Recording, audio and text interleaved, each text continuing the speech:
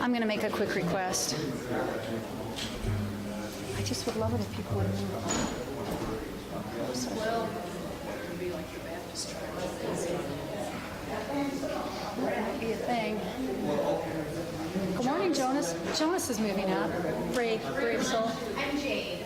We're hoping to start a trend. Other people will move Okay, I'm going to be at the piano. I'm going to be at the piano because you're going to do the workman and stuff. I'll be over there. Where's my cheat sheet?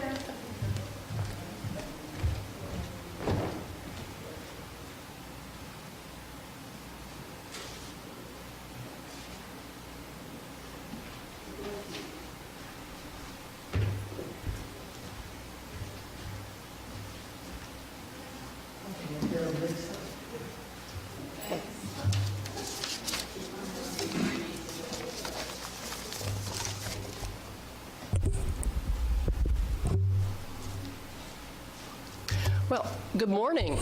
Good morning. And welcome to Westside Unitarian Universalist Church. For those of you who may not know me, my name is Ellen Greenwood, and my pronouns are she, her, and hers. And as the worship associate this morning, it is my privilege to welcome you here to our indoor, in-person service, and also to our live stream service on YouTube. Always remember that each of us, whether you are here in person or watching on YouTube this morning or at a later date, each one of us is welcome here, and all of who we are is sacred. We have a few announcements this morning. I'm going to try to go through these fairly quickly because there's a lot happening today.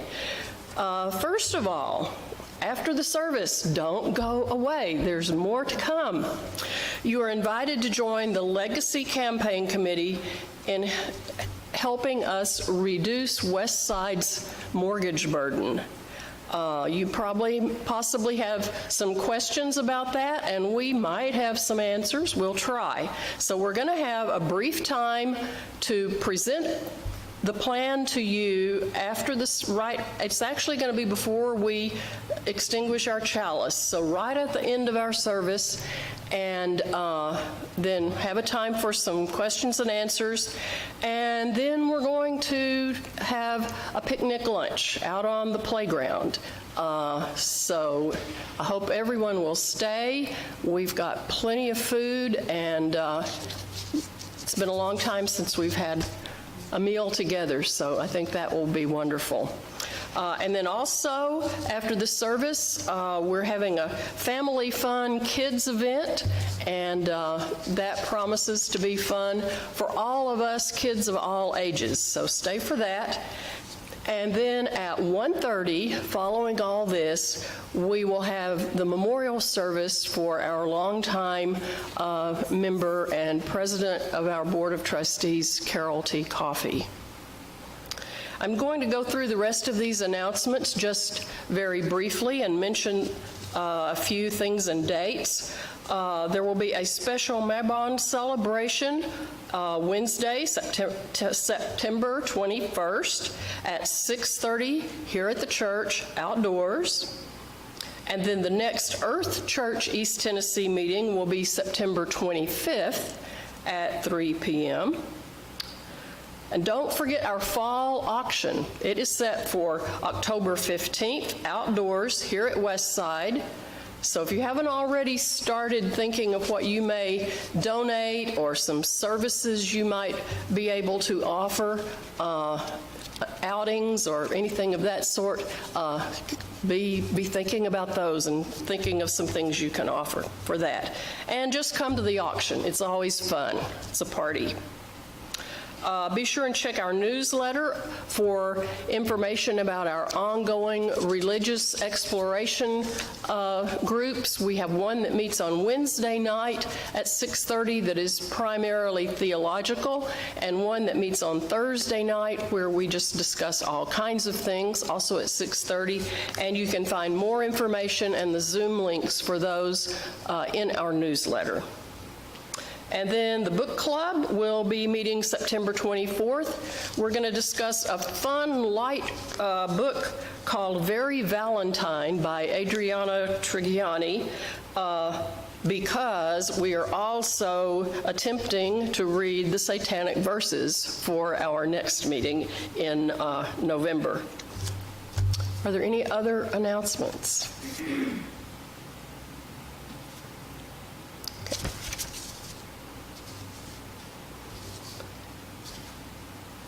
For gathering music this morning, I'm going to invite the WUUC choir to come up.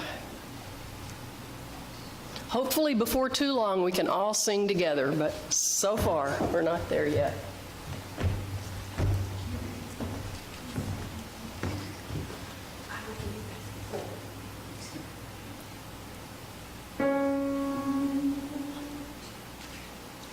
Enter, rejoice, and come in. Enter, rejoice, and come in. Today will be a joyful day. Enter, rejoice, and come in. Open your ears. Open your ears to the song. Open your ears to the song. Today will be a joyful day. Enter, rejoice, and come in. Open your hearts, everyone. Open your hearts, everyone. Open your hearts, everyone. Today will be a joyful day. Enter, rejoice, and come in. Don't be afraid of some change. Don't be afraid of some change. Don't be afraid of some change. Today will be a joyful day. Enter, rejoice, and come in. Enter, rejoice, and come in. Enter, rejoice, and come in. Today will be a joyful day. Enter, rejoice, and come in.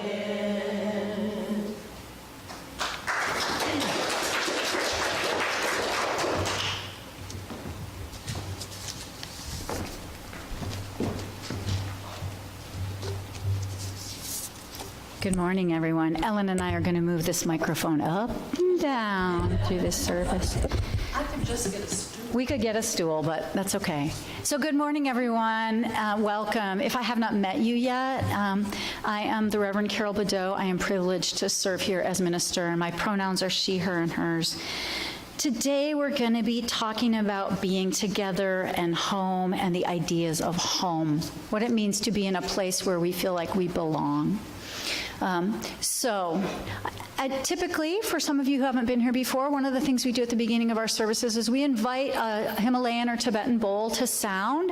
It's a way of kind of calling ourselves present, inviting ourselves into this moment, into this space. So as I invite the bowl to sound this morning, I'd like to invite you to see if you can find in yourself a memory or a feeling or a thought that makes you feel at home, that reminds you of feeling a sense of belonging, a sense of comfort, security, well-being, Whatever it is that evokes that for you, just take a moment as I invite the bowl to sound to let that settle into your being.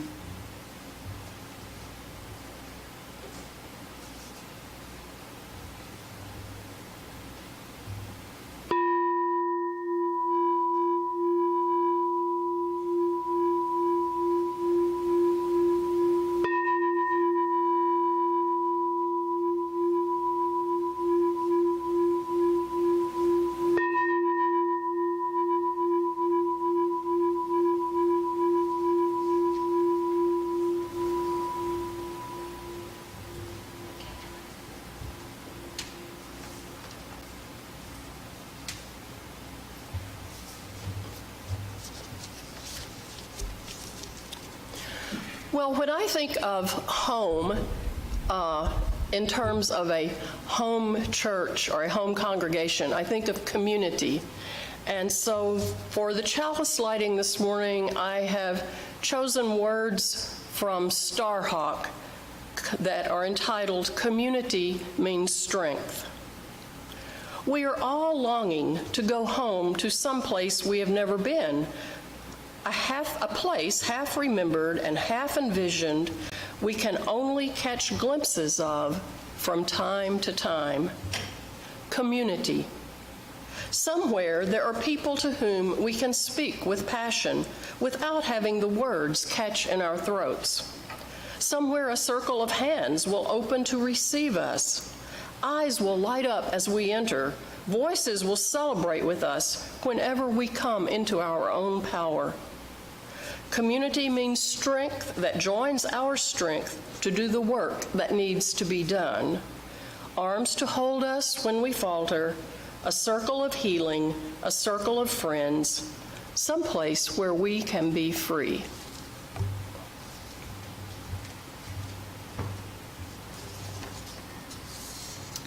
So we have a sort of story this morning, but it doesn't exist yet. So this morning, you are all going to help me write the story. And actually, I think we're going to do it as a poem. Ellen, you're going to have to help with this. Okay, so we are going to create together a poem about home. So what's going to happen here is I'm going to start phrases, and you all are going to have to come up with ways to end the line of the poem, which is going to be easy on the first line, but then it's going to get harder because it's going to have to rhyme and have meter. Okay? So prepare yourself. And we can have lots of options from the gallery for each line, all right? So, here we go. When I go home, the first thing I see is that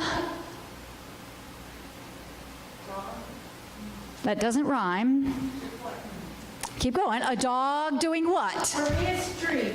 Okay, but it could, a dog and a tree welcoming me. It's a poem. It's a poem.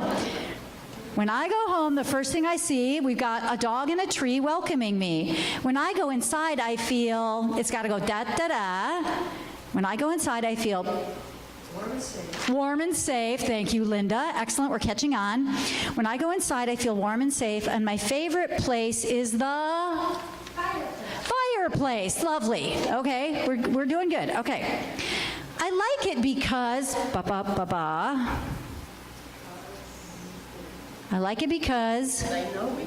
they know me here. Okay, good. I like it because they know me here, but sometimes I'd rather be drinking beer. It rhymes, and it's true for a lot of people. That's, you go home and you have a beer. Okay. When I go home, the first thing I see is a dog and a tree welcoming me. When I go inside, I feel warm and safe, and my favorite place there is the fireplace. I like it because they know me here, but sometimes I'd rather be drinking a beer. I used to think a house was the only kind of home, but there are other kinds too, like... This is tricky. Say it again. I used to think houses were the only homes, but there are other kinds too, like... My traveling RV. Oh, all right, that's close. It's not a perfect rhyme. My traveling RV. Throw out some ideas. We'll make it work. RVs. It does. It kind of does. Trees to roam. Yes. Street. Did you say streets to roam? Trees. Trees to roam. Yes. Monkeys roam trees. I'm thinking of geodesic domes. Somewhere where I'm not alone. So where I'm not alone? Somewhere I'm not alone. Okay, think of other animals and creatures. What other kinds of homes? A little place for gnomes. A little place for gnomes. Brilliant. Anybody got any other ideas? Or shall we just be moving on now? Yes. Moving on. Okay.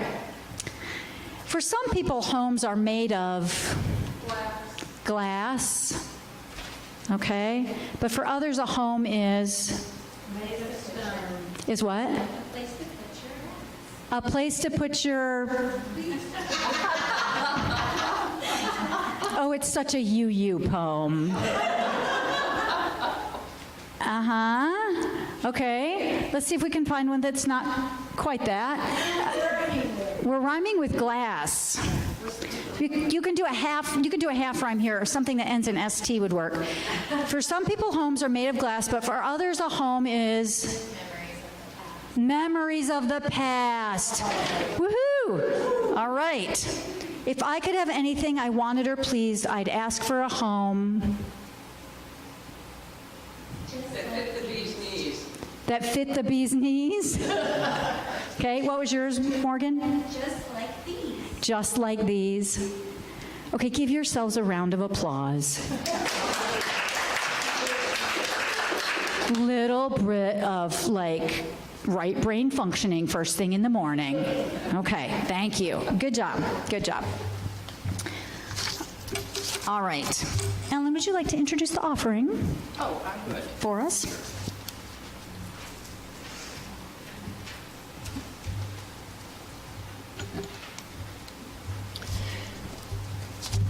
We all bring many gifts when we come to West Side, but it does take financial gifts to keep our community going and to help us reach out into the wider community as well. Our Share the Plate partner for this quarter is Knox Pride, and the choir is going to sing as the offering is taken. If the choir would like to come forward, and we will, as soon as the music starts, take an offering to support the good work of this congregation.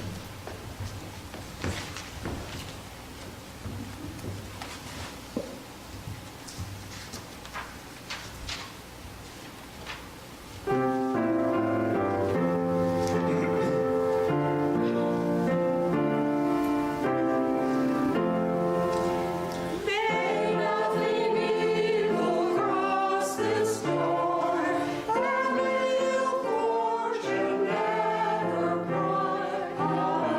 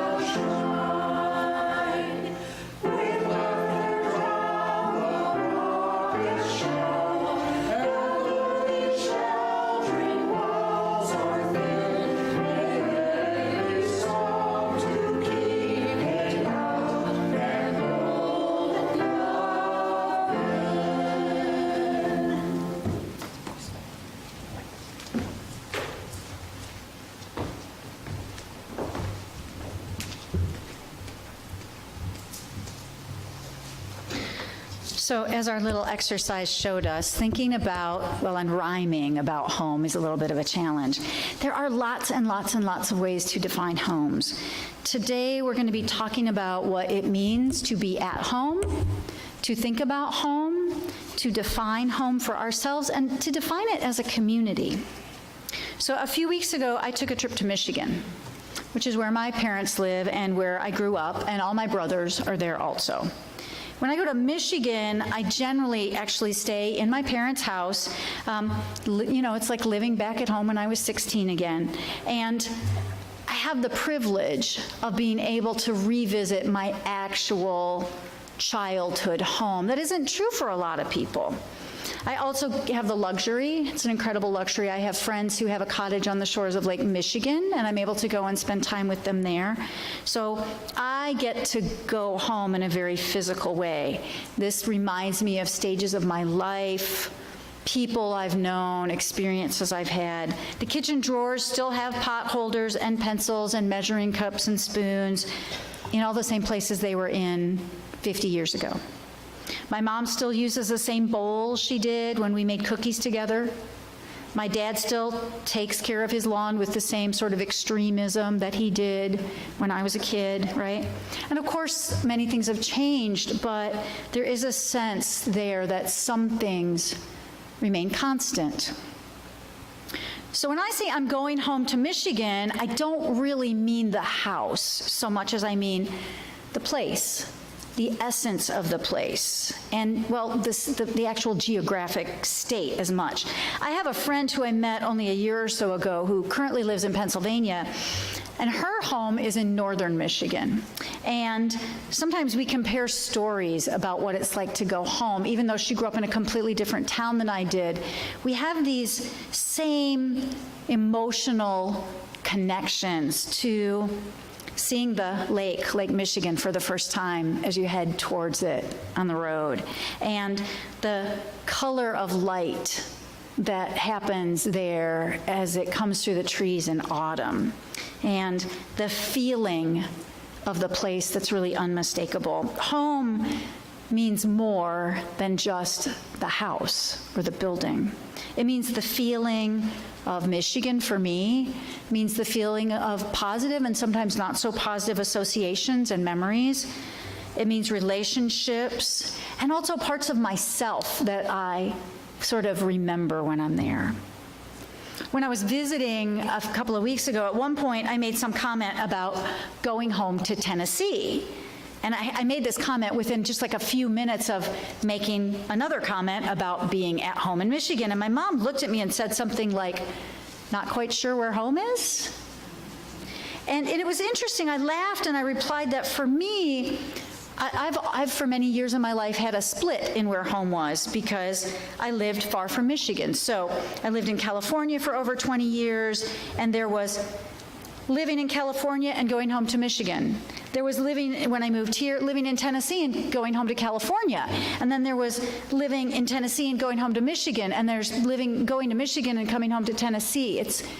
So isn't that interesting that they all feel like home to me? Clearly home means something more than just a physical location. So I ask you to think about this for a second. What does it mean for you? Is it a physical place? Is it certain people? Maybe it's a locale or a certain kind of climate. It can be many things, and not all positive things. For some of us, the concept of home is one that we would rather avoid. And this concept of home can change as we change, as our lives change. When I first visited Great Smoky Mountain National Park in my 20s, I was here for spring break he was then my boyfriend, later became my first husband. We were here on a camping trip. And we camped in Cades Cove. And for those of you who know the area, there's a trail that starts by the visitor kiosk right at the beginning of the loop road. And across from that kiosk, there's a trailhead that goes up behind the John Oliver cabin. And so we hiked that loop. And we were camping in Cades Cove, and we started and we hiked that loop trail. And as we came out of the woods behind that cabin, something came over me that I'd actually never experienced before. And I looked at him and I said, "I'm home. I'm home. This is home." And it was a feeling I'd really never had before. It was stunningly familiar. I felt a sense of wholeness and completion that I hadn't ever had before.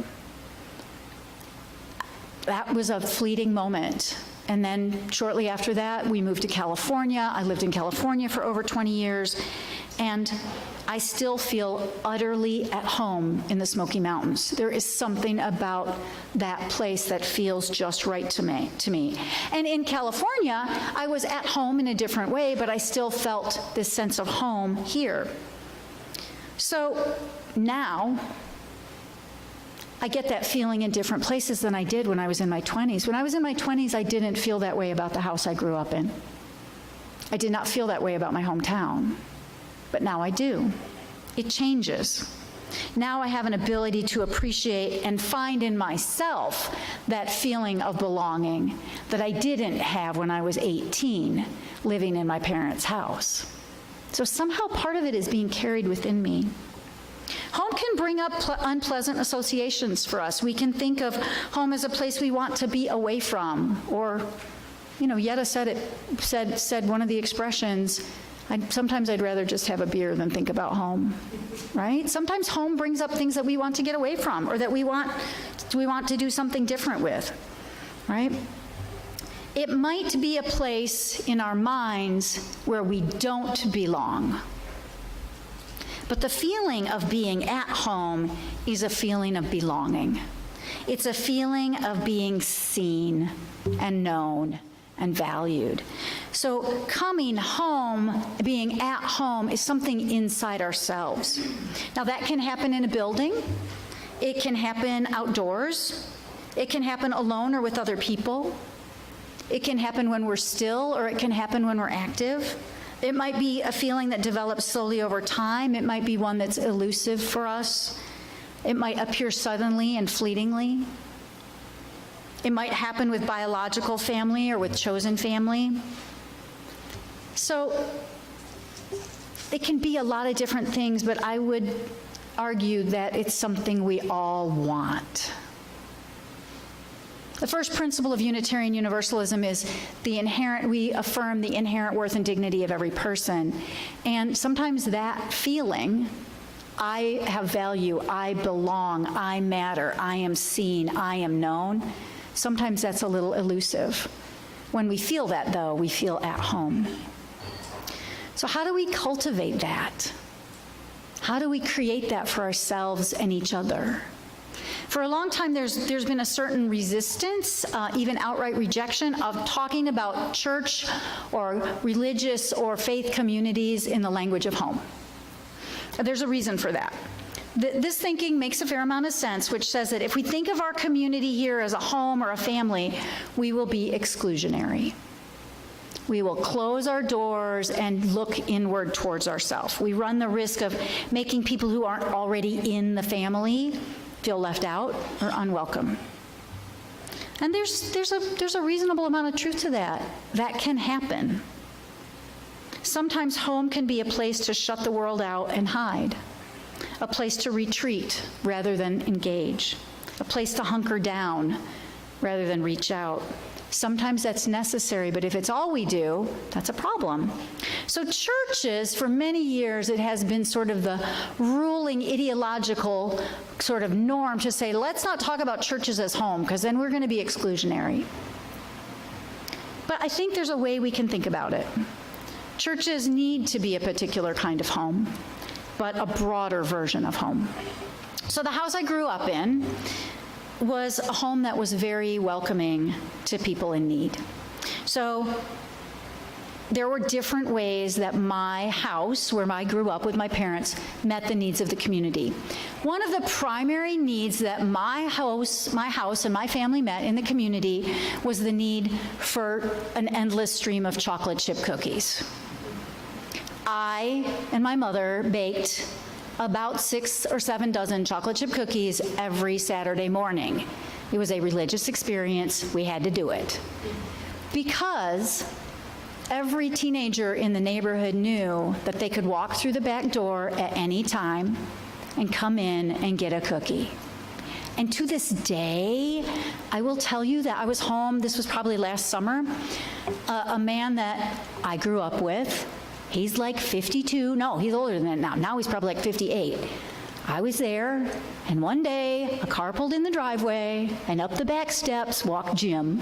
And he walked through the back door. He did not knock, because that was not required. He walked through the back door, and he walked to the cookie jar, which was empty. And we heard about it. He looked at me and said, Carol, what in the world? Like, you're here, why are there no cookies? I said, I'm sorry, you didn't call.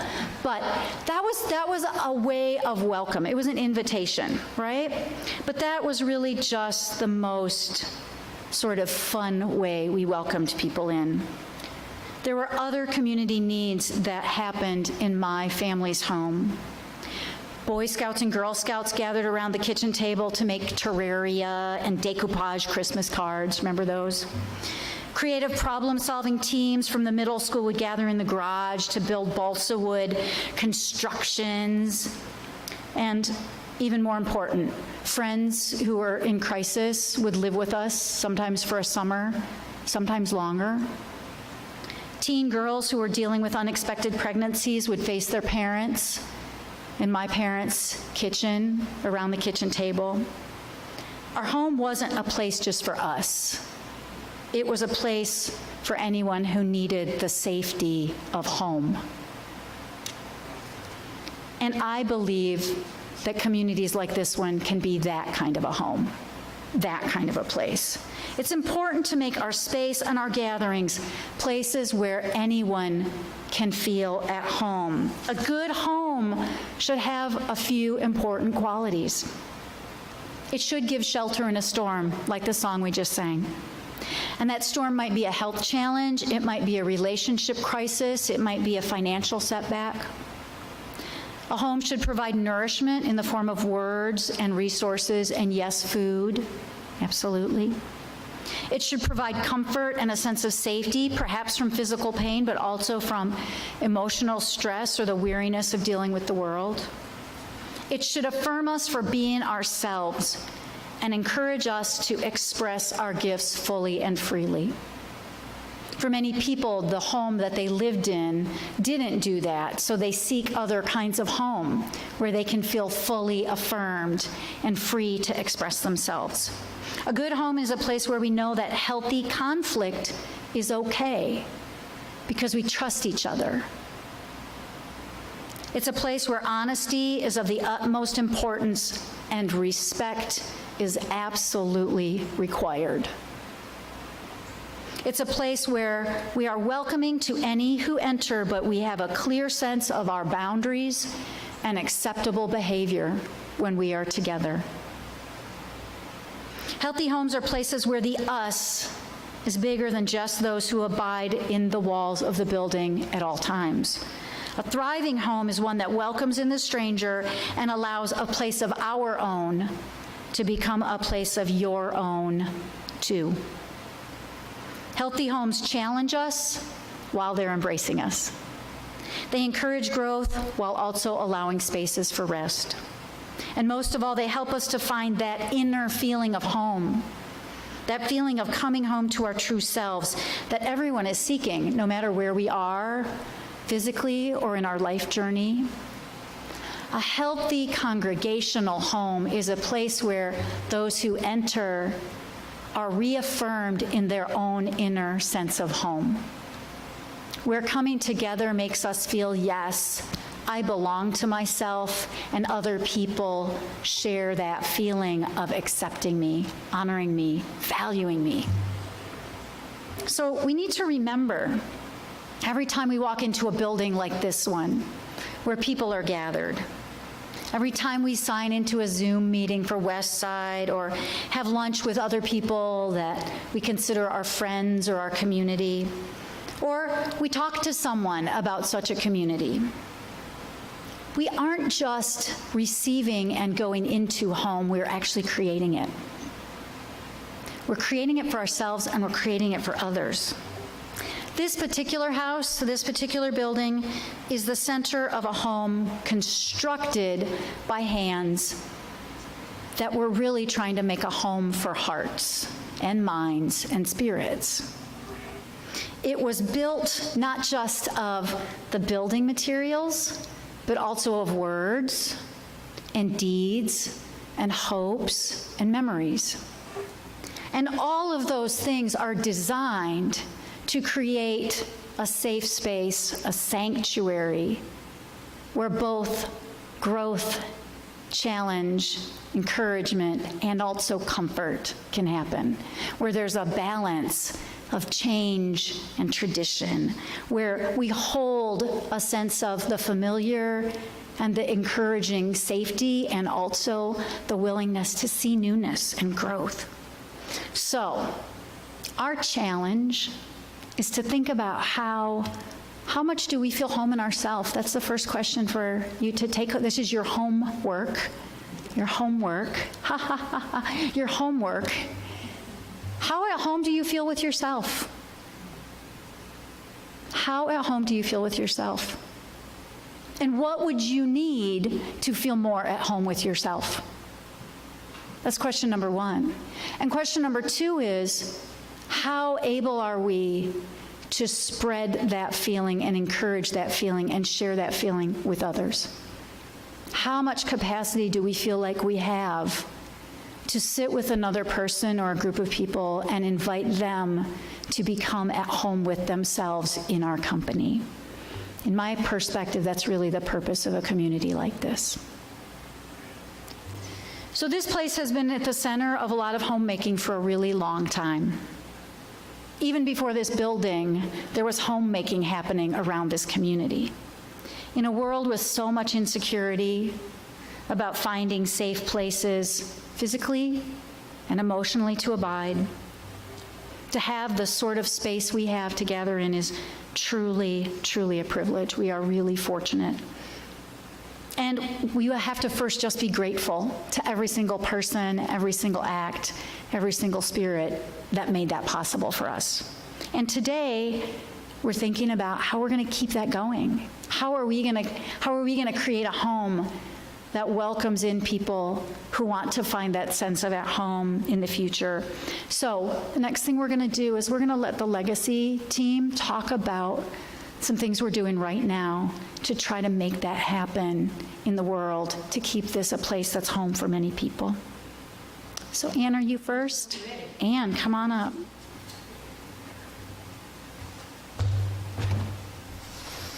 Hello, I'm Ann Harvey. I'm the finance chair here at Westside. So I want to give you a little brief idea of how this all came about, this legacy campaign. So back in July, the finance committee, along with me, Craig Brandt, and Charlie Dudney, we had to get together to look at an application for the renewal of the mortgage. So that was July. And parallel to that time, it turns out that Laurie Valaga and Ellen Greenwood and Carol Coffey, our president. I didn't think I'd do that. I'm sorry. Carol Coffey, our president, were talking about their desire to pay down the mortgage, that this was very important to them. And so we came together in August for a meeting, and what it turned out to be was a discussion of why we should do this. Why should we consider going out, using our energies to start a campaign and talk to our members and friends about paying down the mortgage as we get this, the renewal of this new mortgage. And so the why of that, Laurie Valaga and Ellen Greenwood are going to fill you in a little bit more about that. The next meetings were about how are we going to proceed, how are we going to pursue this campaign. And so we talked about we're going to write a letter. That was one way. We're going to use social media. I guess we have to talk to Brad Kurtz about that. And then one of the last comments was, we're going to talk to people personally. And I honestly said, I couldn't sell ice cubes to somebody crawling across the desert. And we all kind of laughed about that. And then Carol Coffey very seriously said, "I'm passionate about West Side. And when I'm passionate about something, I can ask anybody for money." So when you're considering the legacy campaign, imagine what a conversation with Carol Coffey would have been like if he had approached you. So we'll start with Laurie.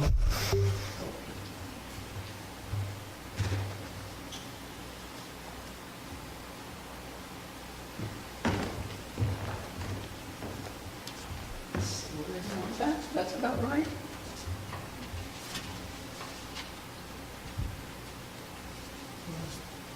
We're going to turn it, don't turn it around yet because it's distracting.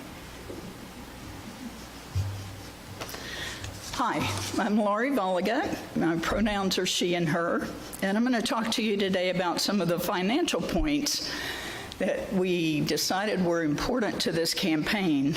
I have a few preliminary comments, and those are, starting with, our operational budget is largely dependent on the income from pledges. They are absolutely essential to the continuity of our congregation, so please don't lower your pledge to pay down the mortgage. Okay, mortgage pay down, new topic. This is not a new concept. Several members have been paying extra toward the mortgage principal in addition to their pledges, and we thank you. The idea of getting rid of the mortgage is not new. Liabilities in our budget, such as the payroll, the utilities, the building repair, and office supplies, are ongoing, but the mortgage is different. It's finite. Once we get rid of it, it's gone. And I keep calling this a new mortgage. So does Ann, I noticed. It's not. We have recently gone from a variable rate mortgage back to a fixed interest rate mortgage because the interest rates are rising. So it's financially responsible to lock in a rate again. If we hadn't renegotiated, by the way, our rate would be 6.26%.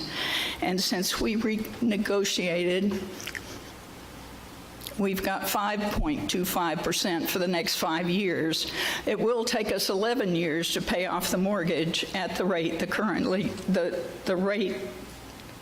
at the payment rate that the church has on the budget. The sooner, getting to the heart of the matter now, the sooner that the principal of the mortgage is lowered, the more we save in total interest over the life of the mortgage. This is not new mortgage talk, okay? This is the way it works. So if you contribute in October versus January, the interest on your contribution of those 3 months is a permanent savings for West Side. We have an end date for the campaign of January 31st. I'm sorry, my voice is cracking.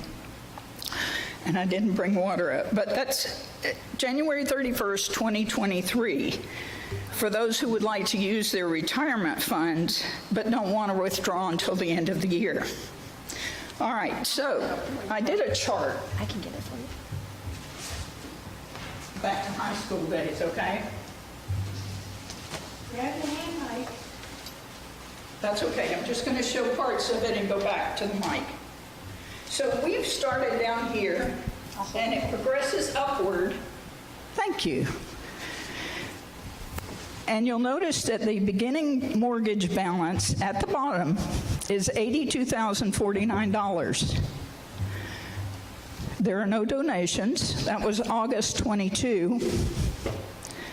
We didn't save any interest money, and we finish in September of 2033. Okay, here's the great news. We have already had early contributions of over $13,000. Our mortgage balance is now $68,583, and we have permanently saved $8,795 in interest payments. It's huge. What we want to keep doing, of course, is get more contributions. And I have penciled in on the chart that you can come look at later. If we do the next $5,000 by October, bank it by October 2nd, I think is our payday. There's another lowering of the balance. There's another increase on the interest saved, and I forgot to mention, there's another time saved for when we'll finish the mortgage. Right now, we've gone from September 2033 to June 2031. We're already down to mortgage payments for fewer than 9 years. So we're well on the road. And in closing, I'd like to repeat some of these points that got me going. Two of them in particular. Early payment of the mortgage, the contributions that you make, will lower the total cost of interest. It saves our budget money, long-term, permanent.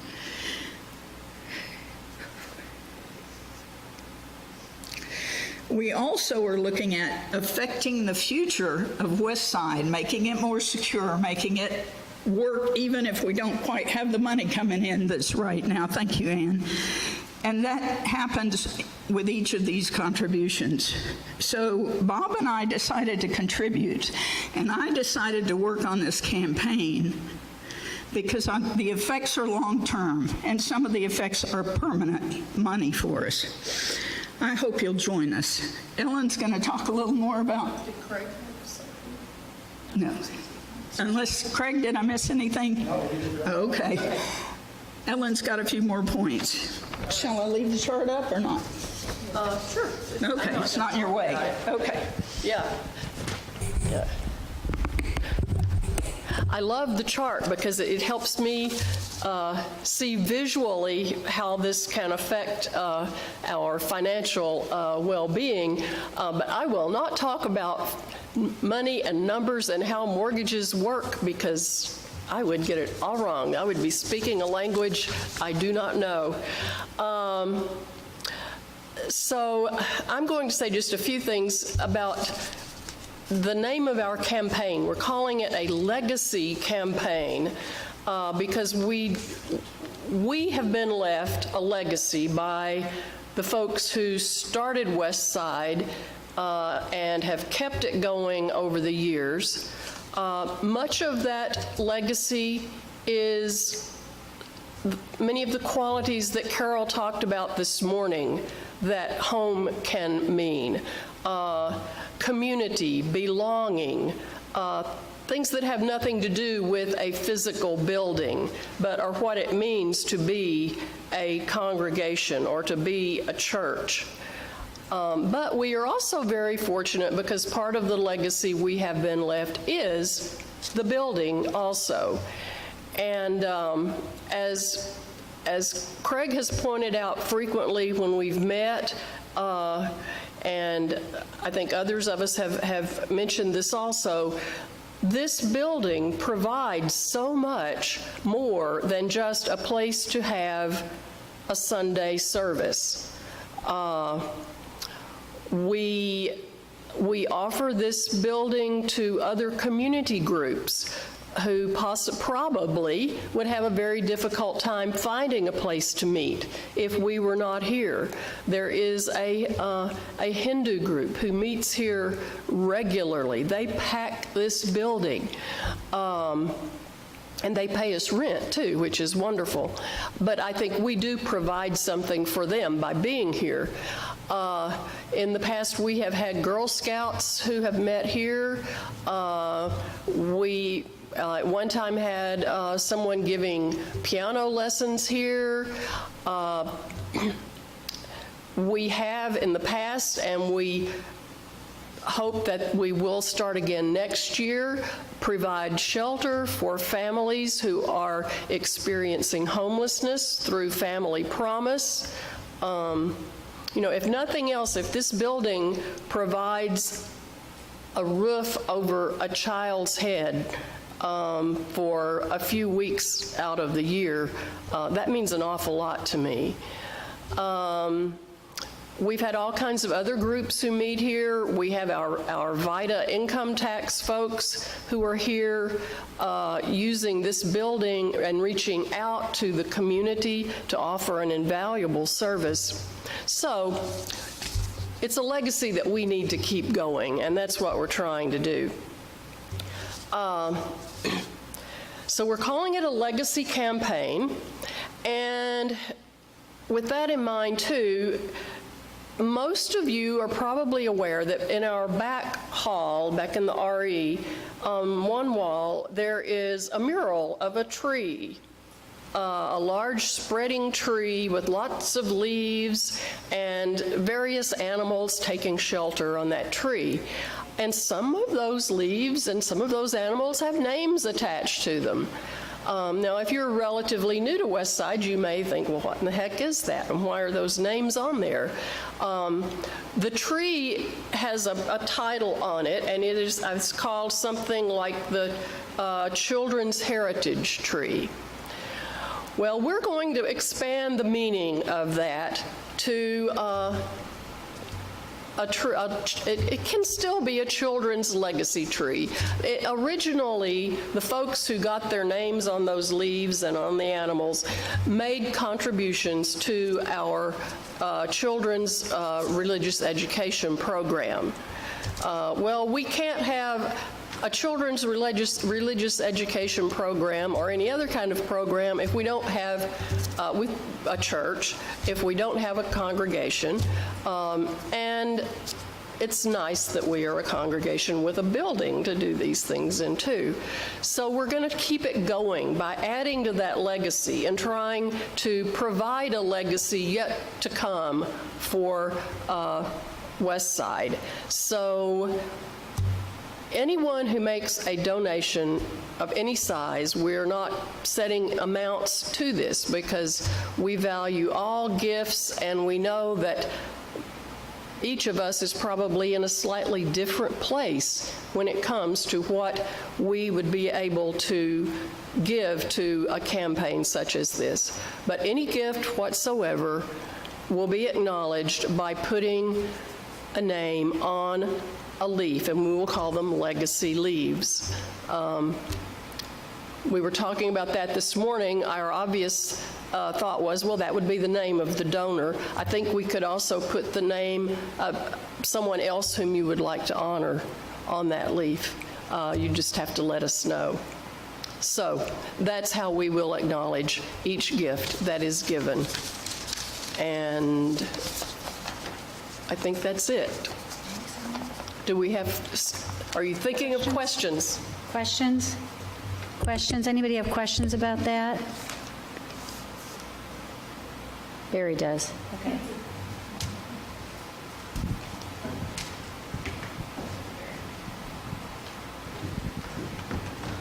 This is sort of a question and question sort of with an embedded suggestion. Carol Coffey has played such an important part in this church and was an instigator of this effort to pay down the mortgage. And when you mentioned you can make a contribution in someone's name, can we maybe start a little fund to honor Carol through this campaign?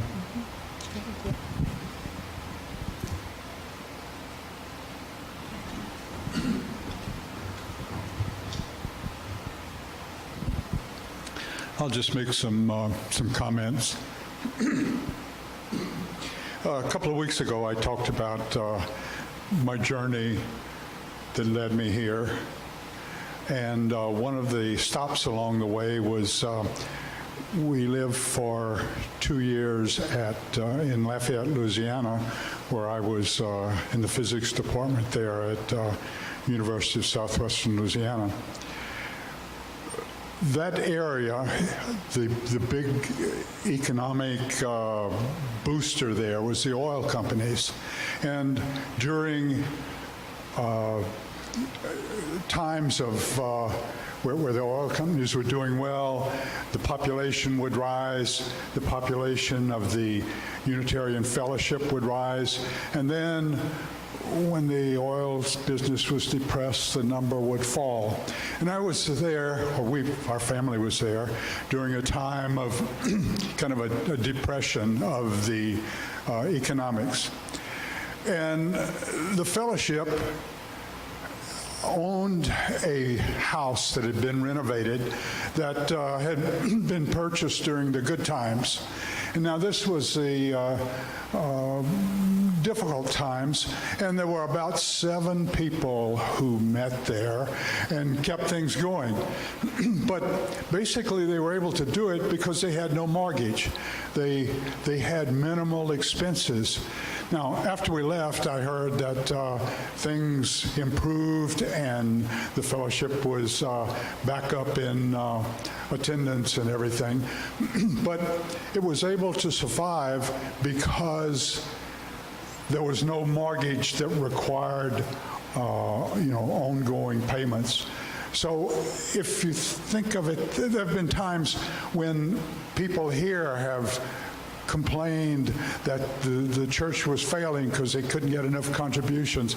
And I think back to our time in Lafayette, where just a few people kept it going.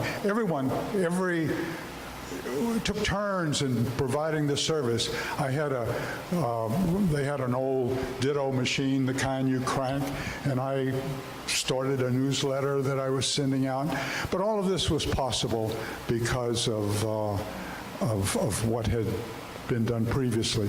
So if you want to think about significant contribution to the continuity of this church, one of the things might be to get rid of this mortgage. Now, I'm sure you've been approached by various organizations that say, oh, we have a donor who will match any fund, any amount that you donate. Well, if you think about this and think of the interest in the bank over there as being a donor, I just did some quick round number calculations, and it's as the bank is going to be matching about 60% of what you donate. So you can think of it in that terms, in terms of return on investment, that for every dollar you donate, the bank is going to contribute 60%. That's great. Okay, Jonas, that was brilliant. That was brilliant. You know, I'm thinking to take us back to a more theological framework here. Love the practical framework. I was thinking about, say you don't really want to contribute to this campaign, or you're not even sure you want to be part of this congregation, you're just visiting or whatever, or you're watching online and you're thinking, boy, this is some boring stuff. Here's another thing that happens in healthy homes. They're not afraid to talk about money. Too often in communities where we are like all about our values and things, we're afraid to talk about money. Money is part of a healthy home. If we aren't managing our resources correctly, I can say that I know people, and many people in the work I do here in California and other places, who are struggling as families because they don't know how to get a handle on their material stability. You know, think about Maslow. Is it Maslow's, right? Basic needs, right? Maslow, right? Basic needs are the foundation of being able to have theological reflection and intellectual stimulation and fun gatherings. So it is actually a theological imperative that we be responsible stewards of the resources with which we have been gifted. A healthy home is a place where we're willing to talk about that.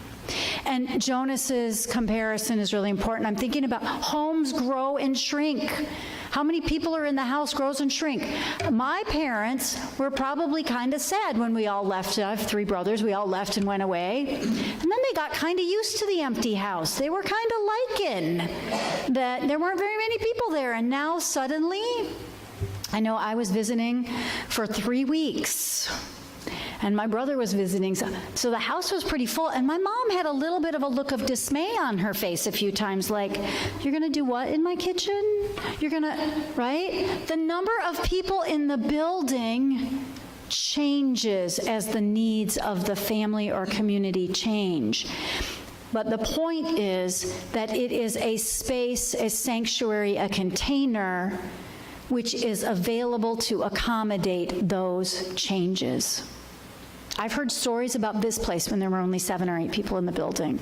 We're still trying to figure out what's going to happen post-ish pandemic, right? This room looks different than it did in 2019, but it's changing every week. It's changing every week. And we get to decide how that looks. So, every week, we come together. Sometimes it's 5 of us, sometimes it's 55 of us, sometimes it's 150 of us. We have seen this room in the last few years so full that there weren't enough chairs. And I will tell you that this afternoon I'm expecting at Carol's Memorial, we're going to be adding extra chairs because we think we've got it. No, we need a few more. No, we need a few more, right? We're going to be adding chairs. And that's outside. So, it is not the physical space, but the physical space is the container for the thing that is the church, that is the family. So every week we extinguish this chalice. We're going to be relighting it this afternoon at Carol's Memorial. Between now and then, whether you're going to donate to the Legacy Campaign, whether you're just here to check us out and visit, whether you're visiting for the first time or the 50th time and you're still like, I'm not sure, whatever it is, you are welcome to join us at the table for our picnic this afternoon. The table is open to anyone who wants to join us for some food. And this afternoon, Carol's Memorial will start at 1:30, and you are more than welcome to be with us, all of us, to remember someone who is such an important part of this community. We extinguish the chalice, but not the light of our seeking for truth and wisdom. We do not extinguish, but keep in our hearts the warmth of this community and carry it with us, and also the fire of commitment and passion to make this world a better home for all people. May it be so. Go in peace. Go in passion.